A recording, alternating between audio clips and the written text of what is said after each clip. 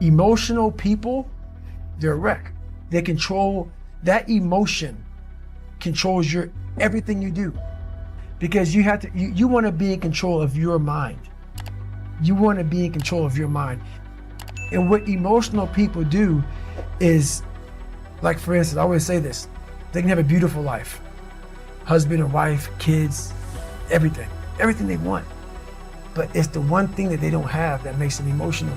So that emotion makes them focus on what they don't have. Emotion makes them focus on everything negative, everything. Pity party, woe was me, this didn't happen. So your mind loves that. It loves talking to other people. Oh, this is all fucked up, man. Think about it. People love to bitch and complain about everything. So when you're sitting there, you may spend weeks, months, years bitching about the same thing. So what have you done? Nothing. There's no solution in that. But most of us live there. Oh, this other guy got the pay raise, the other guy got this, the other guy got that. And we live in this emotional state of, woe was me. Nothing gets accomplished. Nothing gets accomplished. When you're full, you don't need other people to fill you up because you're full. That's right. I think a lot of people, they need people's respect, they need people's opinions, they need people's attention, they need people's love because they're empty. That's right. And they're trying to fill themselves up through other people. And no one can live to your standard, so you're always going to feel empty. That's how I used to be.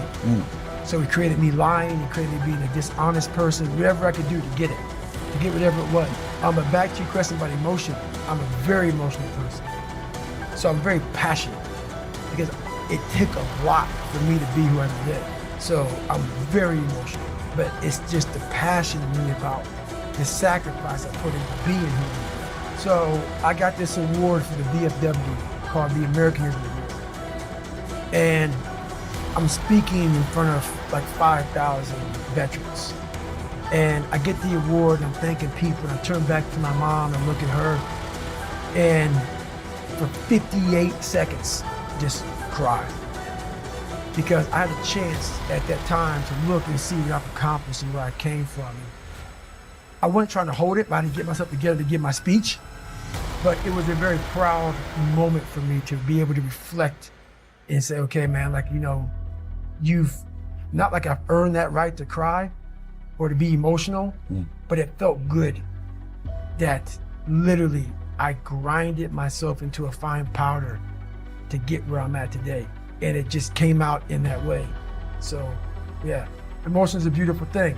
You don't want to, if you're emotional, that's bad. But if you show emotion at the right time, I think that's a beautiful thing.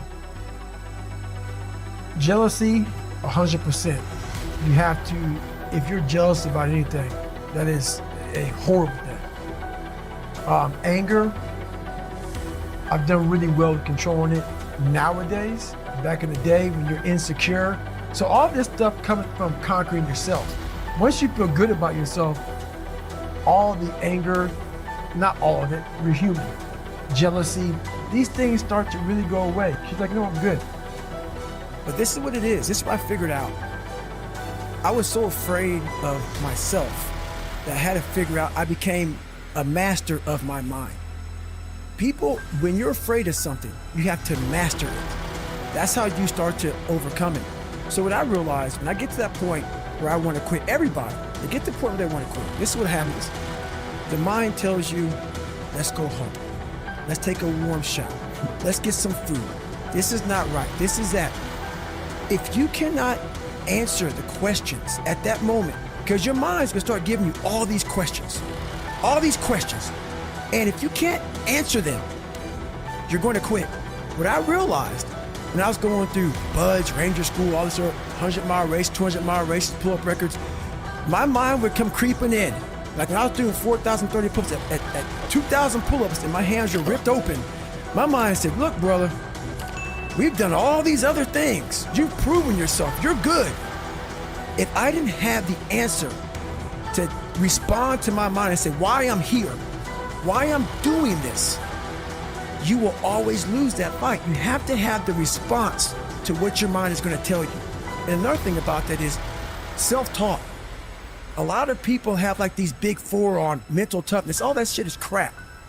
About self-talk, visualization. It's true, but the thing about self-talk and all these things, They asked me, what do you think about when you're on mile 100 of a 205-mile run? What are you thinking about when you realize you've run for 24 hours and you have 24 more hours to run and you have another 105 miles? What goes through your mind? What do you say to yourself? I want to know. What I'm doing now, there's not enough fuel in my past. And once you sort it out, that flame goes out. It is a very, very powerful thing, but it can't overcome everything. I was angry once I was able to uncover the rug and look at all these different shells that I collected over the years and say, wow, that fucked me up. And that one fucked me up even worse than that one. And shit, that one was real bad. And because what happens is when you start to collect all these shells, and these shells are bad things of your life, and you put them in your nice treasure chest and you hide them, you know, because it reminds you of where you're at, but you don't want to visit them all the time.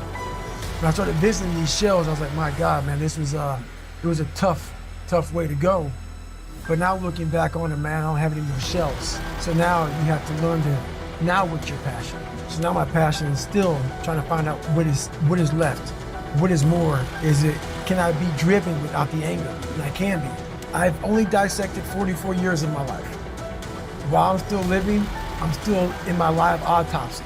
So, you know, right now, until I'm dead, I'm still examining human potential. How far can the mind go? How far can we go as human beings? So that's, you know, I call myself the Stephen Hawking of the mind. You know, he was obsessed with everything he ever dove into. You know, the guy couldn't walk or anything, you know, so he was like, the mind, it's one thing he didn't want to lose. And I became obsessed with it because it's the one thing that controlled me. So I became obsessed with this, what is this fucking thing up here that just has me on a tightrope and just walks me into all these horrible decisions I make and makes me feel so pathetic and weak and insignificant and dumb and stupid and everything. I gotta get control of this thing. But it's amazing that once you get control of that thing, how far you can go. I think pushing yourself physically is the #1 factor of life. That is the true spot where you can really dive deep into. Life's about self-discipline. It is about self-discipline. We tend to do the things that are easy. And that is it builds no mental toughness, it builds no mental hardening, it builds nothing. When you work out, working out is where you can build that the fastest. Because it's a constant, it gives you instant feedback. Yeah, you may not lose the weight you want to real fast, but the discipline it takes, it transfers over to all aspects of your life. It's not people, man, why are you always working out? Stop looking at it that way. This is the foundation of life. When you look in the mirror, every morning we all look in the mirror to get ready to go to work, to go anywhere. The first thing you see is your reflection.